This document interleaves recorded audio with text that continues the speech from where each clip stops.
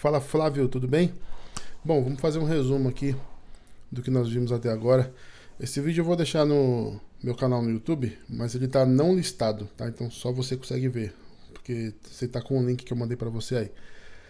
Tá, vamos lá. Antes de mais nada, a gente precisa instalar no nosso computador o Node.js, né? Então você acessa o site nodejs.org e faz o download dessa versão recomendada aqui, sempre o primeiro. A gente instala o Node porque ele vem com o npm, que é um gerenciador de pacotes. E a gente baixa o pacote do SES, né? Então esse npm, que é o comando que a gente usa para instalar o SES, ele depende do Node. Então a gente instala ele primeiro. Instala o Node, né? Acessa o site, baixa, instala. E se você quiser ver um pouco da documentação também do SES, você pode acessar o site aqui, ó, ses-lang.com. Aí aqui tem até algumas instruções de como instalar. Você clica aqui em Install. E tem várias formas de instalar o SES. A mais simples é essa aqui, com o comando npm, né? Se você estiver instalando no Windows, igual eu aqui, você abre o prompt de comando do Windows. Não sei como que você vai fazer lá no seu trabalho, né? Você digita esse comando, npm install -g SES. O "-g" é para instalar de forma global no computador e não só na pasta que você estiver digitando. Agora no Mac e no Linux, a única coisa que você tem que acrescentar a mais é o comando sudo, para que ele te dê permissão de superusuário conseguir instalar. Então você vai digitar sudo, dá um espaço, npm install -g SES. Tá? Isso lá no terminal do Linux ou no Mac, tá? Então beleza. Deixa eu só compartilhar outra tela aqui com você. Agora, o próximo passo é o quê? Primeiro, eu vou abrir o terminal, e no Windows também é diferente do Mac e do Linux. Quando eu clico aqui em terminal, em novo terminal no Windows, automaticamente ele abre o PowerShell, que é como se fosse um terminal. Só que ele não permite que a gente digite alguns comandos, ele dá erro, você precisa ficar configurando um monte de coisa. Então, se você tiver no computador com Windows, você vai ver que ele vai abrir aqui o PowerShell, onde eu estou passando o mouse, ó. Então eu vou clicar com a setinha para baixo aqui, ó, clicar nessa seta e escolher o Command Prompt. Vai ficar dois abertos, né? Então para não ficar puxando recurso aqui do meu notebook, eu vou vir aqui em PowerShell de novo e digitar exit para ele sair, porque ele vai consumindo memória, tá? Então quando eu digito exit, fica só o CMD agora, que é o Command Prompt. Primeiro passo, Flávio, criar minha pasta SES ou SCSS, tá? O nome das pastas e arquivos, isso não vai interferir. Claro que a gente faz de forma coerente com o que estamos desenvolvendo aqui. Dentro de SES, eu vou criar aqui o meu arquivo style.scss. Como eu já tenho ele agora, eu já posso mandar compilar para ele ficar observando tudo que eu estou fazendo e já ir compilando em tempo real. Então aqui no prompt de comandos agora, ou no terminal aí, na sua máquina, você vai digitar ses --watch e agora eu acesso aquele arquivo. Pego o caminho inteiro, desde a pasta. Então a pasta ses /style.scss. Coloco agora dois pontos para falar para onde eu quero que vá. Eu quero que vá para a pasta CSS, que não existe ainda, ele vai criar, e com um arquivo de nome style.css. Dou um enter. Opa! Espera aí que eu não dei o espacinho aqui, ó. ses espaço --watch. Agora sim, compilou e está assistindo por alterações que eu faço. Pode ver que já criou aqui a pasta e esses dois arquivos a gente não mexe, tá? Bom, vamos lá. Aqui dentro de SES eu vou criar uma pasta chamada Layout. Tá diferente do que eu te passei, mas como eu te falei, o nome não vai importar. Layout porque é aqui que eu vou criar meu sistema de grid, né? A tela. Então eu dei o nome de Layout. E aqui o arquivo index.scss, que vai ser o responsável por importar todos os arquivos que eu tenho nessa pasta Layout. E esse style é o que vai importar todos os index. Se eu tiver 10 pastas, vou ter 10 index cada um na sua pasta e esse style vai importar todos eles. Então eu vou usar aqui o @forward, entro na pasta Layout e pego ali o arquivo index, lembrando que eu não preciso da extensão, tá? Beleza, posso fechar aqui. Agora em Layout eu vou criar o meu arquivo, que eu vou fazer a configuração, _grid.scss, lembrando que esse underline é para que ele não gere um outro arquivo ao ser compilado, e o index não tem um underline, mas ele não gera porque ele está sendo só importado aqui no arquivo principal, tá? Vamos lá, aqui no index já vou importar também para não esquecer. Nesse caso eu não preciso entrar na pasta, porque eu já estou na mesma pasta. E lembrando, esses arquivos que tem um underline, quando eu importo no index, Flávio, eu não preciso colocar nem a extensão e nem o underline, tá?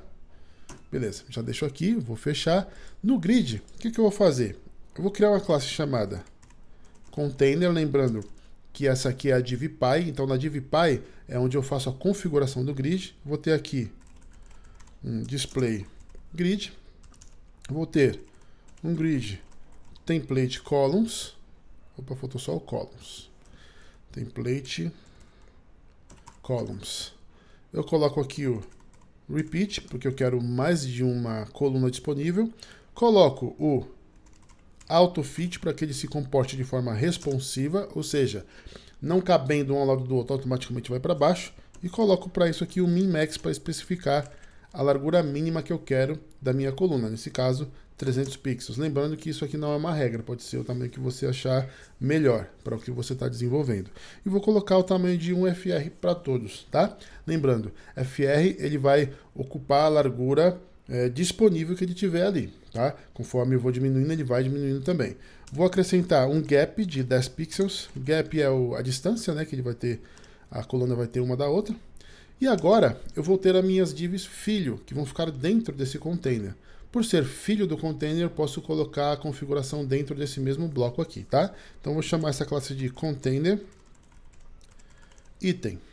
Vou configurar aqui dentro mesmo. No CSS a gente pode fazer isso. Lembrando que o CSS vai ser gerado de forma diferente, tudo separado, mas aí deixa esse trabalho todo com o CSS, tá? A gente vai alinhando tudo aqui, tá? Então vamos lá. Aqui eu vou fazer somente a configuração visual. A configuração de colunas, largura, é sempre na DivPy. Então aqui eu vou ter uma borda de 1 pixel de espessura, do tipo sólido, solid, na cor light gray, uma cor bem clarinha.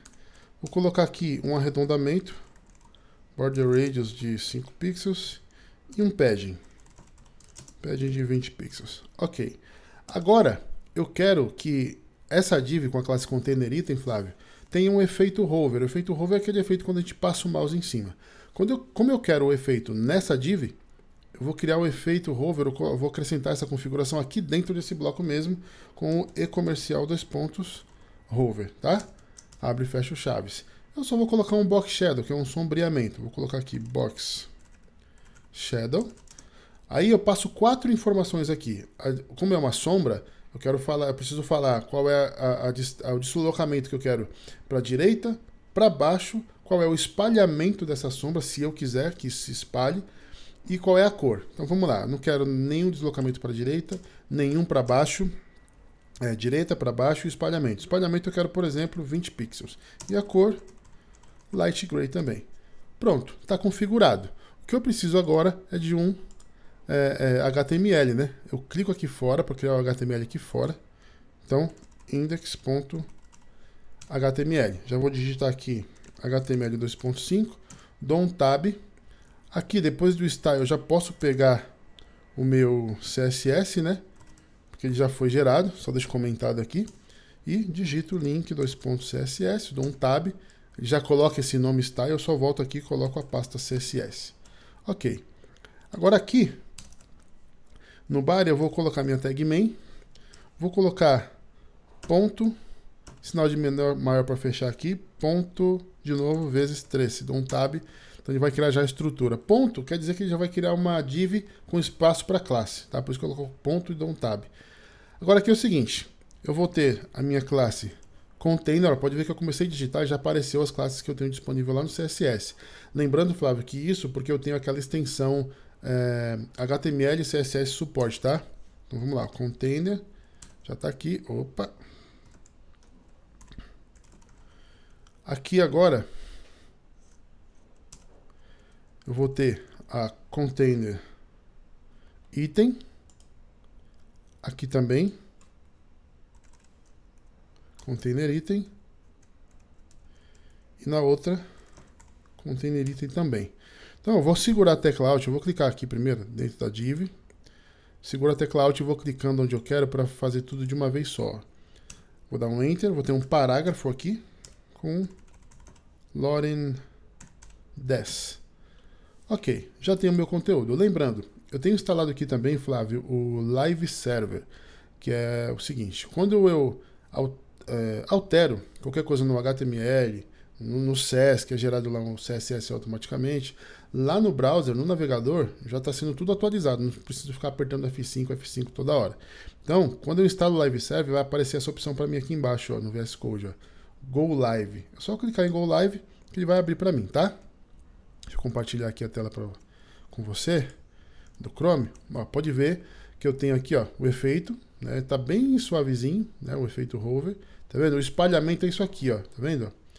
Ele fica como se fosse uma sombra mesmo, tá? Se eu não coloco espalhamento, ele fica um risco mesmo, tá? Então tá aqui, ó. Lembrando que a tag main eu não especifiquei o tamanho, né? Então ele automaticamente pega a tela toda.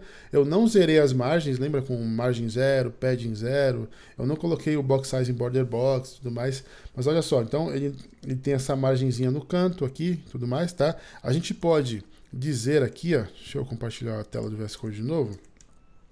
Aqui no nosso sistema de grid, aqui ó, grid CSS, aqui no container item a gente pode colocar o texto centralizado, ó, text align center, e aqui é 2 pontos, né, e não ponto e vírgula.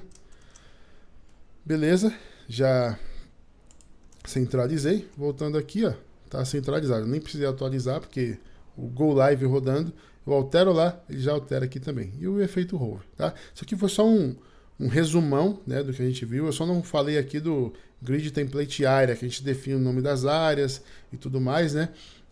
Senão ia ficar muito grande aqui o vídeo, mas foi só para você relembrar do que nós vimos até agora. Esse vídeo, embora esteja no meu canal, deixa salvo aí para você consultar depois e tal, mas como eu falei, ele não está listado, então só você que tem esse link aí vai ter acesso a ele, tá bom? Isso aí.